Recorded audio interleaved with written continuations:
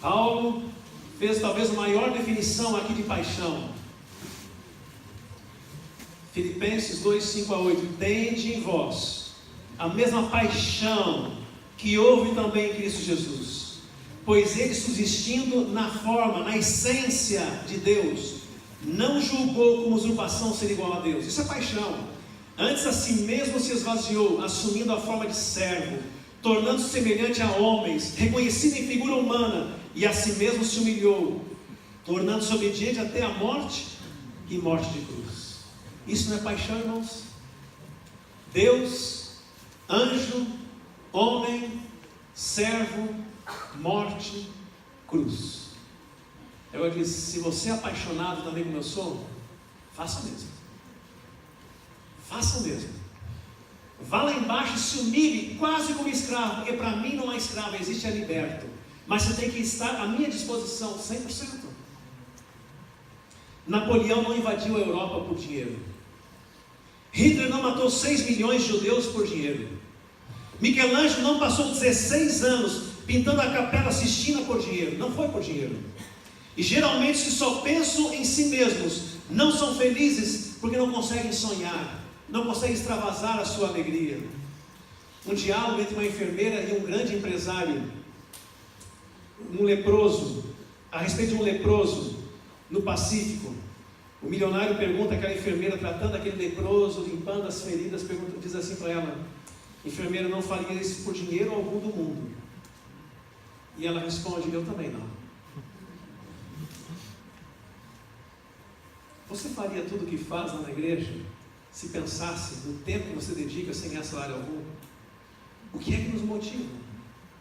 E mesmo nós, pastores, a ir além de uma agenda de calendário, das horas de trabalho. O que é que nos motiva a ir à segunda milha? Não podemos ficar mais expectantes em relação ao fim do mês do que ao fim do mundo. Nosso trabalho secular deve ser apenas um meio de fortalecer nosso trabalho para Deus. Segundo o livro de Holy Spirit, publicando a história de um ex-estudante de teologia, esse livro escreveu o seguinte, esse jovem escreveu o seguinte: o que para vós parece de primordial importância. Veja, ele deixou de ser cristão para ser um comunista. Deixou de ser cristão para ser comunista. Aí ele escreve a paixão dele pelo comunismo. O que para vós parece de primordial importância, vocês cristãos, para mim ou não é desejável ou é impossível de ser entendido. Mas há uma coisa pela qual sinto-me profundamente apaixonado. Escreveu ele: a causa comunista. Agora olha a paixão desse jovem. A causa comunista é minha vida, é meu negócio, é minha religião, é meu divertimento, é minha distração, é minha namorada, é minha esposa, é minha patroa, é meu pão, é meu alimento. Por ela trabalho todo dia, durante todo o dia, e com ela sonho à noite. Seu fascínio sobre mim aumenta com o tempo em vez de diminuir. Quando pensardes em mim, tereis de pensar também num comunista, porque estou inseparavelmente ligado a isso. Não posso, portanto, manter uma amizade, uma conversação, sem que essa força me guie e me dirija. Eu avalio as pessoas, os livros, as ações, segundo afetam a causa comunista e por sua atitude para com ela. Já fui encarcerado por minhas ideias e, se necessário, estou pronto a ir por ela às linhas de fogo. Isso é paixão, não é, irmãos? Por um negócio errado, pelo comunismo. Mas quando a igreja começar a dizer isso por Cristo Jesus, essa igreja vai se levantar para cumprir a pregação do Evangelho. Amém. A paixão que o mundo está mostrando pelas coisas passageiras tem que voltar para cá. As grandes empresas de marketing, elas adotaram expressões que eram só da igreja do passado. Missão, paixão por uma causa. Isso é que eles falam hoje nas propagandas. E eles dizem: nós tiramos isso do cristianismo. Parece que hoje nós temos que olhar para as empresas de marketing e dizer: o que é que faz as pessoas morrerem num caixão da Harley Davidson? Porque a vida deles toda foi para isso. Eles dizem: eu vivi a vida numa moto Harley Davidson e eu quero ser enterrado num caixão Harley Davidson. É a paixão da vida delas. E agora a igreja pergunta: por que é que eles querem tudo isso e nós não conseguimos na igreja? Porque nós temos que colocar os membros mais em contato com o mais apaixonado ser do universo, Cristo Jesus. Nós precisamos, irmãos, levar o povo a uma reconsagração e um reavivamento em Cristo Jesus. Qual é a motivação sua para estar aqui nesse dia? E a minha também.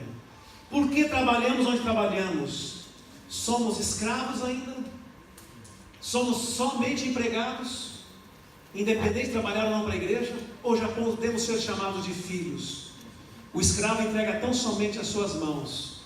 O empregado chega mais longe, entrega somente. Mas só filho entrega o coração. Gálatas 4:7. Portanto já não sois mais servos, mas filho. Porque filho também é o quê? Herdeiro. Herdeiro. E se somos herdeiros, irmãos, nós somos felizes. Céu é lugar de filho. Porque lá não tem patrão esperando. Lá não tem Senhor esperando. Lá tem Pai esperando. Peço que você abra a Bíblia no último texto que está em Lucas 17, verso 10. Cristo falou aos discípulos certa vez sobre esse contexto. E ele termina a sua fala falando, 17, verso 10.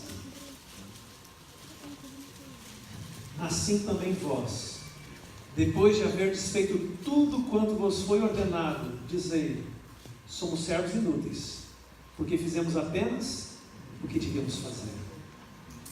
Deus diz: olha, se você ainda é um membro que só faz o que é mandado, você é escravo, você é empregado, porque o filho vai mais longe.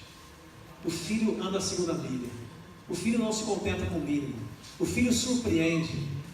O filho extrapola a expectativa.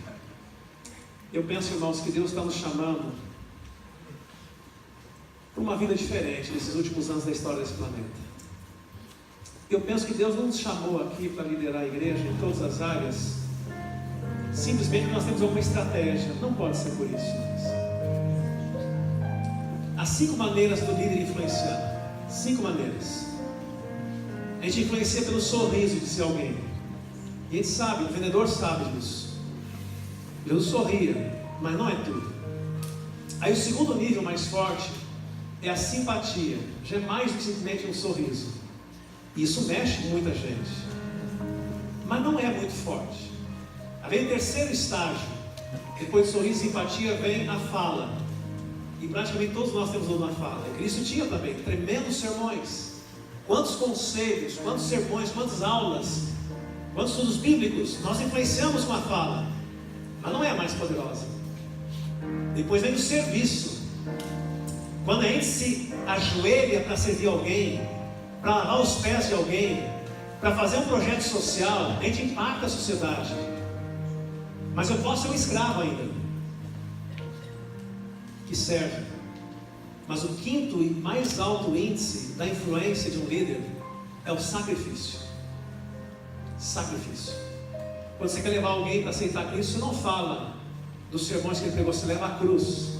Você leva as pessoas à cruz. E aí quando elas vêm à cruz, dizem: esse Deus me merece. Esse me merece. Você deu a vida por mim, esse Deus me merece.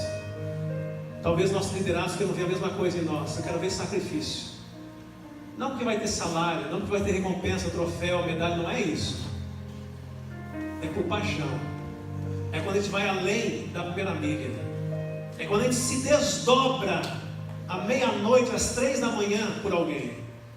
É quando a gente dá um terceiro estudo bíblico para alguém. É quando a gente vai ao limite da exaustão, dizendo: Senhor, ou salva a minha igreja, senão risca-me do livro que escreveste. Então Deus começa a responder talvez a oração de um líder. Nesta manhã, irmãos, o que Deus está pedindo de nós, através dessa mensagem, é o nosso coração, é a nossa paixão, é brilho no olho. Não olhe para trás quanto tempo já passamos do batismo até aqui, porque isso só atrapalha. Olhe para frente quanto tempo falta para a volta de Cristo. Amém. Porque quanto mais tempo longe do tanque, parece que mais vamos esfriando. Olhe para a volta de Cristo: Senhor, quanto tempo falta? Senhor, cada ano, mais paixão na minha liderança. E talvez quando a igreja, a liderança vai se levantar, é que a igreja vai se levantar. E ele vai dizer: quando a maior parte da igreja se levantar, o Espírito Santo desce para fazer o que nós não conseguimos fazer. Amém.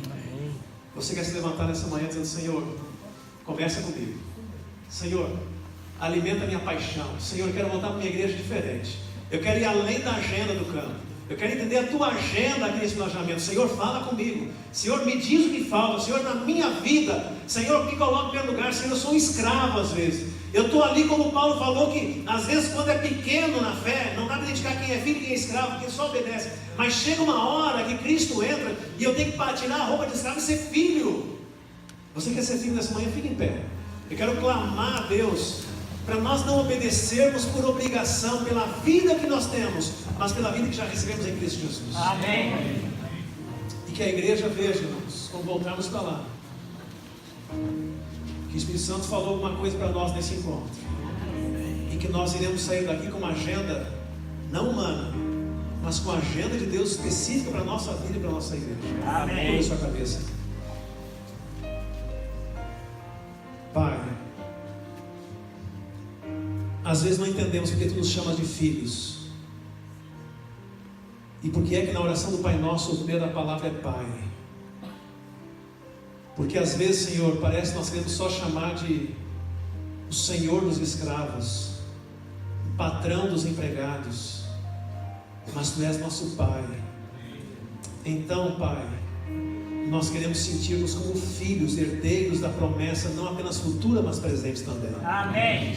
Nós já queremos viver aqui na terra como moradores da Canaã celestial. Amém. Estamos aqui nesse mundo, mas só de passagem, porque nosso mundo não é aqui.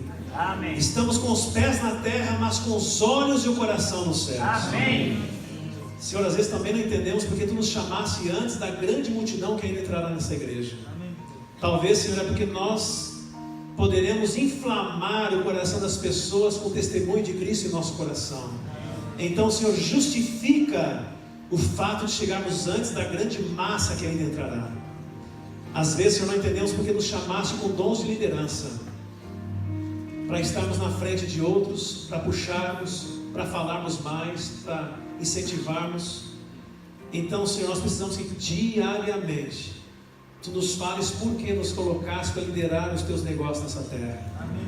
Senhor, primeiro, nós precisamos sentir filhos, amados, abraçados pelo céu. Amém. Que a igreja veja, Senhor, que a nossa relação contigo é uma relação de primeira mão e não de segunda mão.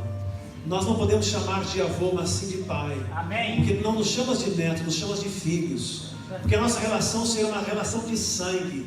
Então, Pai, renova em nós a paixão de quando aceitamos a nossa fé. Amém. Renova em nós a paixão de quando aceitamos o chamado para o ministério. Renova em nós, Senhor, a paixão quando aceitamos um dom novo na igreja. Amém. Renova em nós, Senhor, a alegria de viver por Cristo Jesus. Amém. Agora, Senhor, que essa paixão seja percebida pelos outros. Que a nossa pregação, se necessário, use as palavras, mas que a maior pregação seja a nossa vida e a nossa vibração, Senhor. Amém.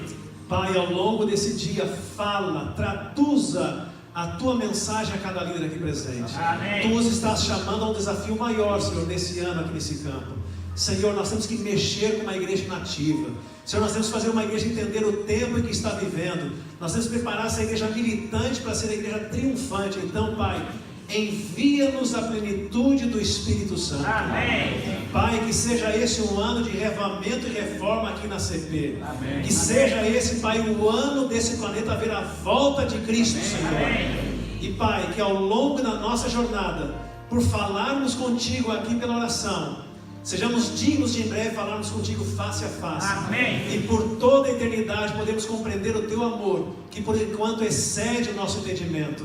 E então, Pai, voltarmos para o lugar de onde nunca deveríamos ter saído, a casa paterna. Amém. Aceita, Pai, nossa reentrega neste momento. Nós te clamamos em nome de Jesus. Amém, Senhor. Amém.